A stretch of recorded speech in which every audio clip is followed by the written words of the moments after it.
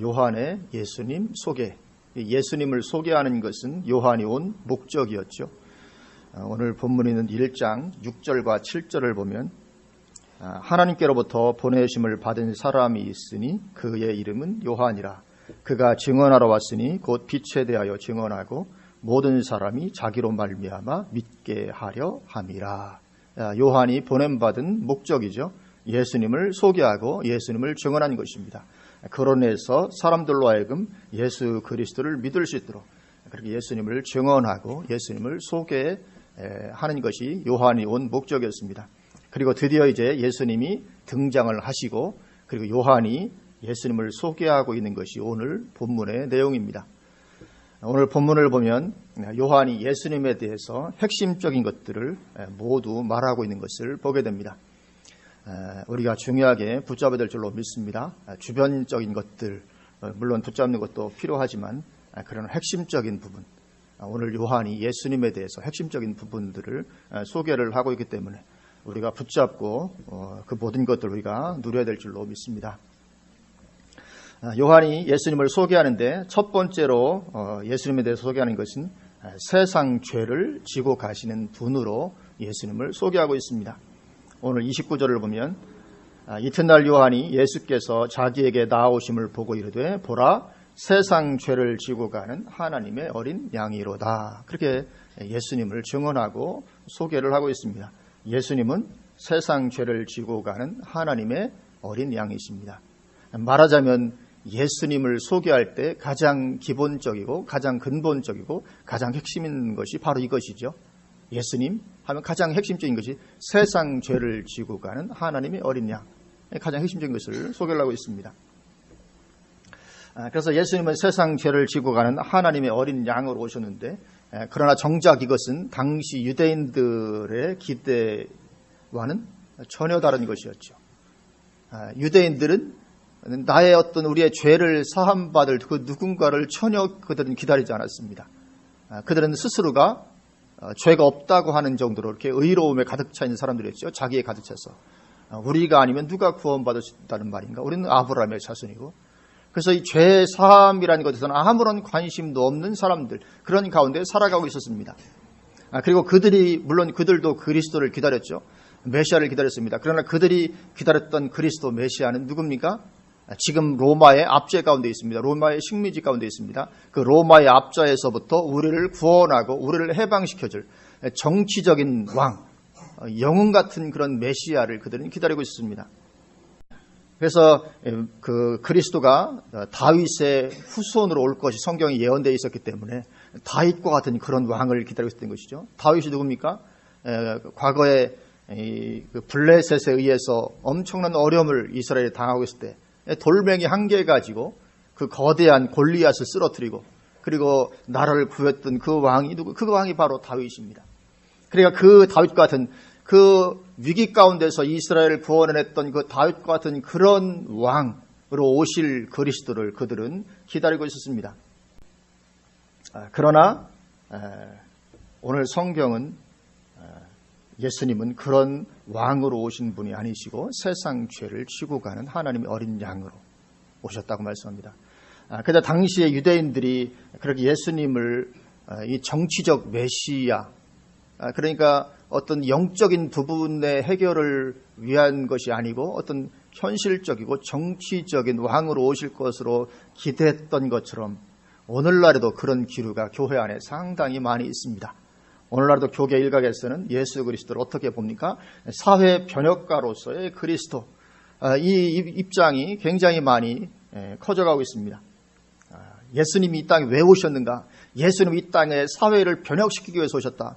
가난하고 눌리고 억압당하고 고통당하는 그들을 해방시키기 위해서 오신 분이 예수다.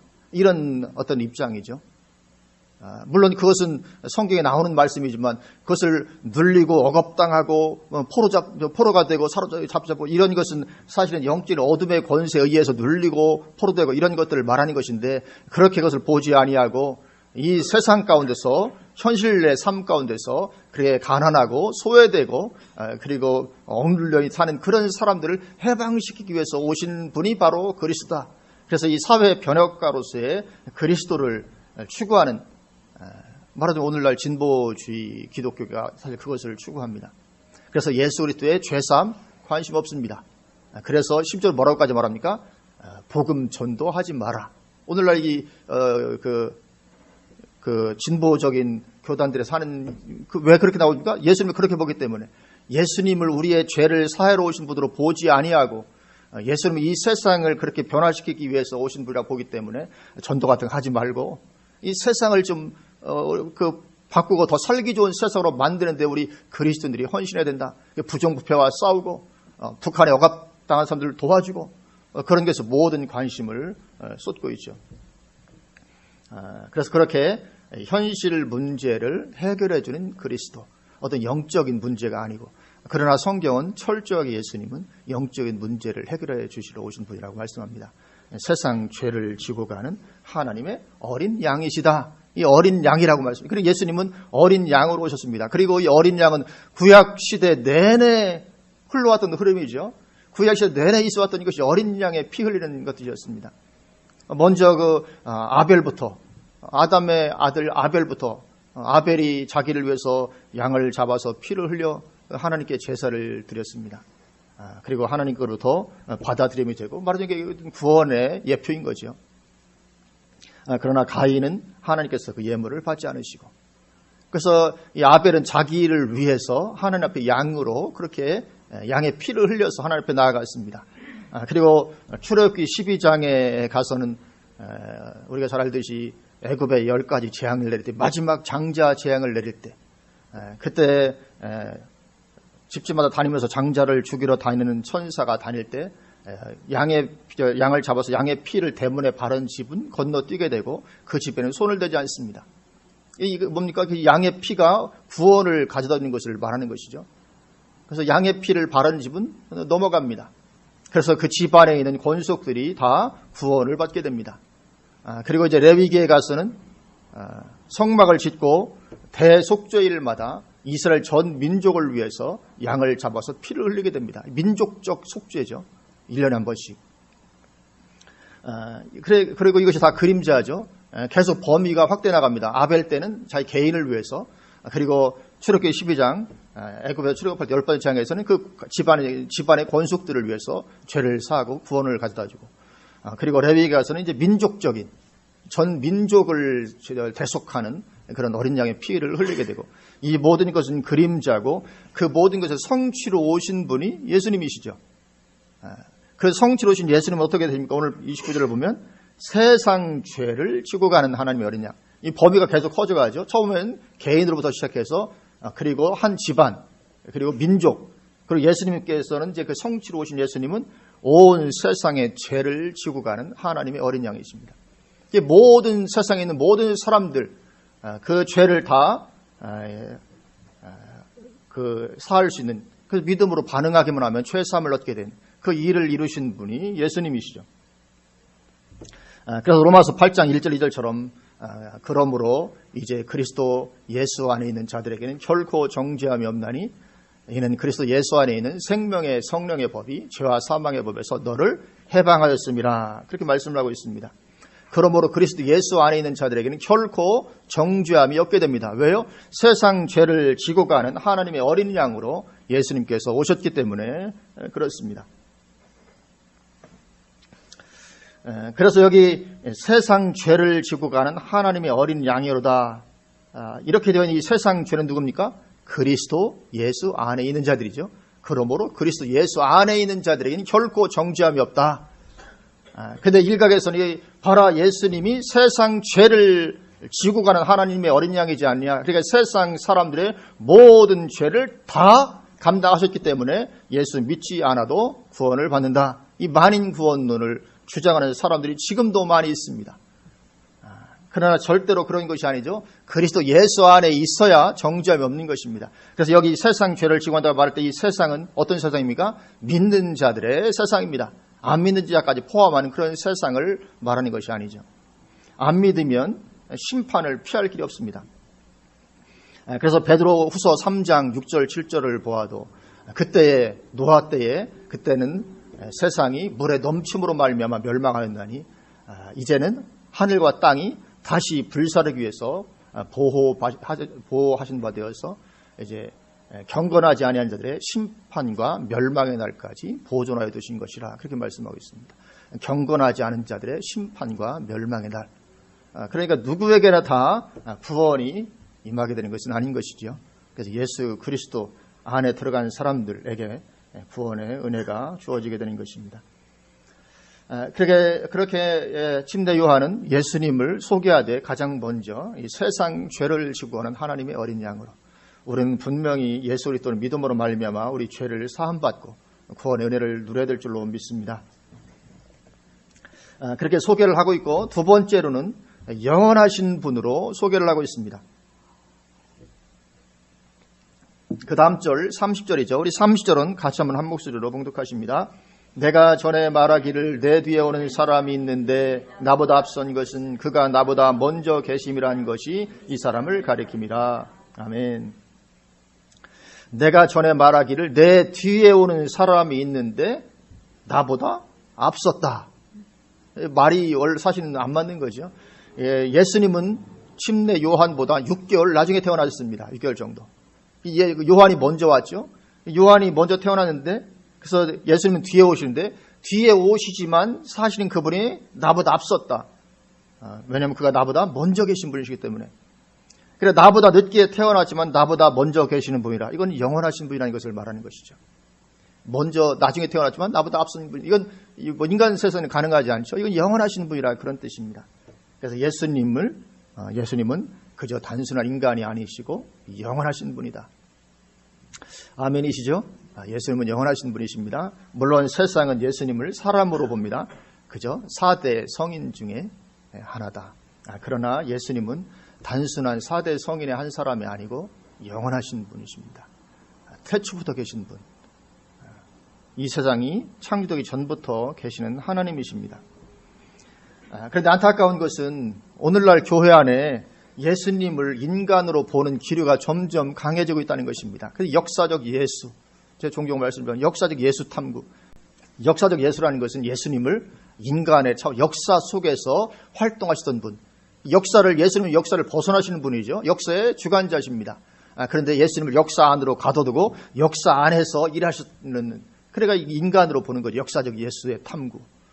이런 말들이 요새 많이 회자가 되고 있습니다. 그래서 그들은 말하기를 그렇기 때문에 그리스도를 따르지 말고 그리스도의 가르침을 따르라 그렇게 말합니다. 왜냐하면 그리스도는 인간이기 때문에. 그러나 성경 뭐라고 말씀합니까? 예수님 나를 따라오라. 그 말씀 예수님을 따라가는 예수님을 구세주로 따라가는 것이 우리의 신앙입니다. 근데 예수를 인간으로 본 사람은 예수를 구세주로 따라가지 말고 그분이 얼마나 인간이지만 선하게 살았냐, 위대한 삶을 살았지 않냐, 위대한 가르침이 있다. 그러니까 그의 가르침을 따라가라 이렇게 이야기를 합니다. 오늘날 많은 경우에. 그러나 그런 신앙이 아니기 때문에 거기에는 구원이 없습니다. 그렇죠? 거기엔 구원이 있을 수가 없는 것입니다. 예수님은 단순한 그런 인간이 아니고 예수님은 영원하신 분이다. 사실 성경이 예수님의 하나님 되심을 그렇게 많이 말씀을 하고 있음에도 불구하고 성경을 하나님의 영감된 말씀으로 인정하지 않으니까 그런 어리석은 시도들을 하고 있는 것이죠. 예수님은 영원하시다 그렇게 말씀을 하고 있고 소개를 하고 있고, 그리고 31절 나도 그를 알지 못하였으나 내가 와서 물로 침례를 베푸는 것은 그를 이스라엘에 나타내려 함이라 하니라. 요한이 와서 물로 침례를 베푸는데 그렇게 하는 이유가 뭐냐면 예수님을 이스라엘에 나타내려고 요한이 보냄받은 목적을 수행을 하고 있는 것이죠. 요한은 회개의 침례를 베풀었습니다. 요한이 베풀었던 침례와 오늘날 우리가 받는 침례는 다른 것입니다. 요한은 단지 회개의 침례. 우리는 회개의 침례뿐만이 아니고 예수 그리스도와 함께 내가 장사되었고 부활을 하게 됐고 그런 모든 신앙의 의미를 담아서 우리가 침례를 시작하는 건데 요한은 회개의 침례였습니다. 그래서 죄인됨을 깨닫게 하는 침례였죠. 이 죄를 시작하면서 죄인됨을 깨닫게 하는 침례였습니다. 그렇게 죄인됨을 깨닫게 하는 침례를 베풀면서 그 죄인된 자리에서 죄사함과 구원의 길로 예수님을 제시했던 것이죠. 죄를 지고 가는 하나님의 어린 양이라. 그렇게 회개의 침례를 펴고 너희가 죄인이라는 것을 지적을 하면서 거기에서 구원하실 분으로 예수 그리스도를 소개를 하고 있는 것이 요한의 사역이었습니다. 32절 요한이 또 증언하여 이르되 내가 봄에 성령이 비둘기같이 하늘로부터 내려와서 그의 위에 머물렀더라. 언제 보았습니까? 요단강에서 침례받을 때, 예수님께서 침례 받으실 때 성령이 비둘기같이 예수님께 내려오시죠. 근데 거기 보면 성령을 비둘기같이 내려왔다고 표현을 하고 있습니다. 예수님께 내려오신 성령님은 비둘기 같은 성령님이셨습니다. 비둘기에서 풍기는 이미지가 어떤 것입니까? 고요하고 평화로운 어떤 평화에서의 고요와 평화를 상징을 합니다. 그런 이미지를 가지고 있습니다. 그래서 예수님은 성령이 비둘기같이 그렇게 평화로이 임하셨는데, 그런데 오순절날 성령은 어떻게 임하십니까? 엄청 시끄럽게 불의 혀같이 막 갈라지듯이 이렇게 임하십니다. 왜 예수님께는 비둘기같이 임하셨는데 오순절날에는 그렇게 시끄럽게 요란스럽게 불의 혀같이 이렇게 임하셔야 되는가? 왜냐하면 이 불이라는 것은 어떤 심판의 의미를 가지고 있습니다. 그래서 우리 속에 있는 더러운 것들을 다 태워야 되니까 불같이 임할 수밖에 없습니다. 그래서 막 불같이만 막 뒤집어지는 거 아닙니까? 막 뒤집어져서 뭐가 속에 있는 더러운 거 다 태워지고 불신앙 떠나가고 막 그렇게 불같이 임하는 것이죠. 근데 예수님께는 그렇게 불같이 임할 이유가 전혀 없죠. 만약에 예수님께 성령이 불같이 임해서 예수님 막 뒤집어지고 그 얼마나 이상합니까? 예수님이 눈물 콧물 흘리면서 너무 격에 맞지 않는 그런 거죠. 예수님은 완전한 하나님이십니다. 죄가 없으시고 하늘 완전 교통한 가운데 있고, 예수님께는 그렇게 성령께서 임하실 이유가 없고 그냥 비둘기같이 고요하고 평화롭게 임하시는 것입니다. 그래서 성령을 요란하게 받는다고 다 좋은 것은 아니다 하는 것을 보게 됩니다. 성령을 꼭 요란하게 받아야만 되다는 것이 아니고, 요란하게 받으면 받을수록 그 이면에는 정말 속에 더러운 것들이 많이 있어서 그럴 가능성도 상당히 많이 있습니다. 정말 방탕한 삶을 살았던 사람들이 예수 믿게 되면 얼마나 시끄럽게 막 이렇게 성령 받고 이렇게 하는지 모릅니다. 그래서 나는 왜 이렇게 좀 잠잠하게 이렇게 예수 믿게 됐지? 이게 비정상은 아닌 것입니다. 꼭 요란스럽게만 받아야 되는 그런 것은 아니죠. 중요한 것이 무엇입니까? 어떻게 받느냐가 중요한 것이 아니고 그 성령께서 나에게 머무시는 것이 중요합니다. 머무는 것이 중요합니다. 오늘 본문을 보면 비둘기같이 하늘로부터 와서 그의 위에 어떻게 했다고요? 머물렀더라. 이건 떠나가지 않고 계시다는 표현입니다. 머물렀다. 그리고 그 다음 절도 보면 나도 그를 알지 못하였으나 나를 보내어 물로 침례를 베풀라 하신 그이가 나에게 말씀하시되 성령이 내려서 누구 위에든지 머무는 것을 보거든. 이 머문다고 표현을 쓰였습니다. 성령이 임하시고 머물러 계십니다. 예수님께. 그리고 예수님은 그것으로 살고 그것으로 사역하셨다는 것입니다. 성령의 임하심과 머무심으로 말미암아 사셨고 그것으로 사역을 하신 것입니다. 이건 우리도 똑같은 길을 걸어야 될 줄로 믿습니다. 여기 머물렀다고 되어 있는데 이 머문다는 것이 이 단어가 헬라어로 메노라고 하는 단어입니다.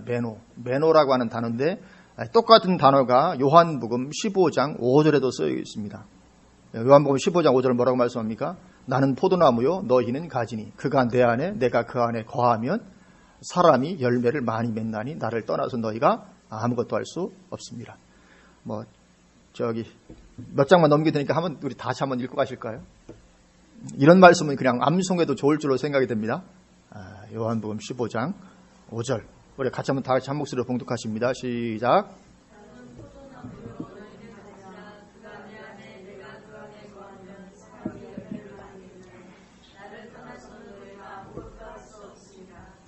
그가 내 안에 내가 그 안에 거하면 할 때 이 거하면 이 단어가 바로 메노라는 단어입니다. 그러니까 이게 오늘 본문에 머물렀더라 이것이 메노라는 단어인데 똑같은 단어. 이렇게 성령께서 그 안에 만약에 거하지 않으면 어떻게 됩니까? 거하지 않으면 나를 떠나서 너희가 아무것도 할 수 없다. 그러니까 이 메노 이 거하는 이 상태가 지속이 되어야 되지. 만약에 지속되지 아니고 이제 끊어졌다. 그럼 그 순간부터 우리는 아무것도 할 수 없다는 것입니다. 그러니까 예수님께도 머물렀다는 이 말씀은 성령이 예수님께 임하셔서 떠나가지 않고 계속해서 거하셨다. 그것을 말씀을 하고 있는 것입니다. 그래서 예수님은 그렇게 성령의 거하심, 성령의 머물러 계심, 그것을 통해서 사셨고 그것을 통해서 사역을 하셨던 것입니다. 그래서 우리의 삶도 똑같은 줄로 믿습니다. 핵심이 무엇입니까? 우리 삶의 가장 큰 핵심은 성령입니다.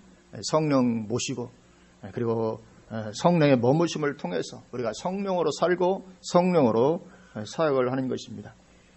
그래서 33절 뒷부분 그가고 성령으로 침례를 베푸는 이인 줄 알라 하셨기에, 그래서 예수님께서 그래서 우리에게 성령을 주십니다. 예수님은 성령을 받으셨고 성령으로 사셨고 성령으로 사역하셨고, 그리고 나서 이제 예수 믿는 사람에게 성령을 부어주십니다. 이것이 이제 성령으로 침례를 베푸는 분이다. 그것이 말씀하는 의미입니다. 그래서 예수 믿는 우리에게 그렇게 성령을 부어주십니다.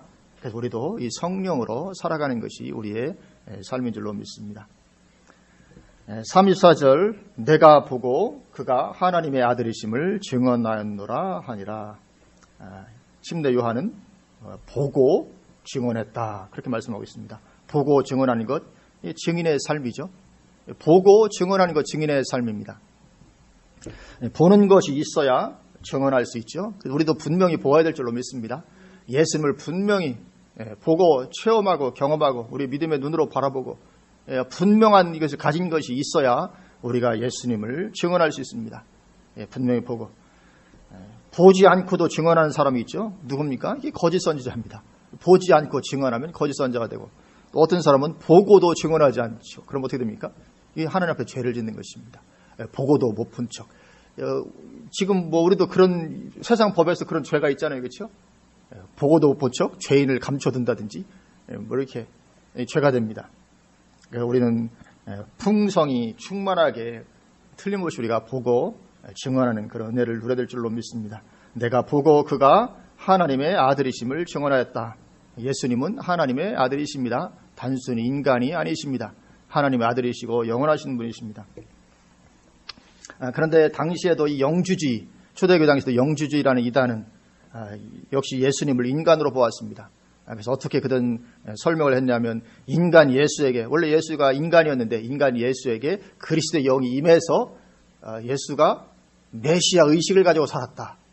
그리스도의 영이 임해서 자기가 메시아인 줄 말하자면 착각하고 살았다는 거죠. 메시아 의식을 가지고 살다가 예수님께서 십자가에 달리시 직전에 그리스도의 영이 떠나가셨다. 그래서 십자가에 달린 것은 인간 예수만 십자가에 달렸다. 그렇게 얘기를 했습니다.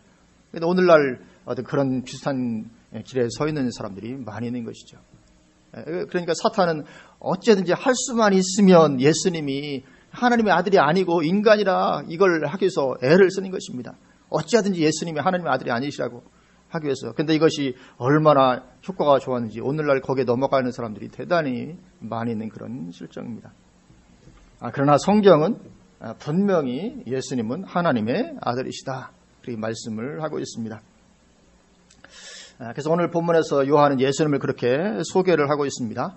첫 번째로 어떻게 소개했습니까? 세상 죄를 지고 하는 하나님의 어린 양으로, 그리고는 영원하신 분으로, 하나님의 아들로 영원하신 분으로 소개하고, 그리고 또 성령이 머물러 계신 분으로, 또 성령을 주시는 분으로 소개를 하고 있습니다.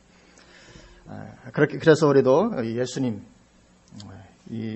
믿고 죄사함 받고, 그러면 요한복음 1장 12절에 하나님의 자녀가 된다고 말씀하죠. 영접하는 자, 곧 그 이름을 믿는 자들에게는 하나님의 자녀가 되는 권세를 주셨으니, 그래서 우리는 예수 믿고 죄사함 받고 하나님의 자녀가 되어서 천국의 은혜와 축복을 누려야 될 줄로 믿습니다. 그리고 예수님께 성령이 머무셨던 것처럼 우리도 성령 머무심으로 살고 사역을 해야 될 줄로 믿습니다. 그것이 그리스도인 삶의 승리의 비결입니다. 우리가 어떻게 승리할 수 있습니까? 성령으로 사는 것 외에는 없습니다. 성령으로 살 때 우리가 승리하게 될 줄로 믿습니다. 그래서 성령께서 항상 우리 안에 머무르시고 우리 안에서 역사하시고 일하시도록 늘 우리가 말씀과 기도 가운데 주님을 찾고 주님을 구하고, 그리고 주님을 의식하면서 어쨌든지 우리가 성령으로 사는 그런 승리하는 삶 다 되시기를 주님의 이름으로 축원을 드립니다. 아멘. 기도하시겠습니다.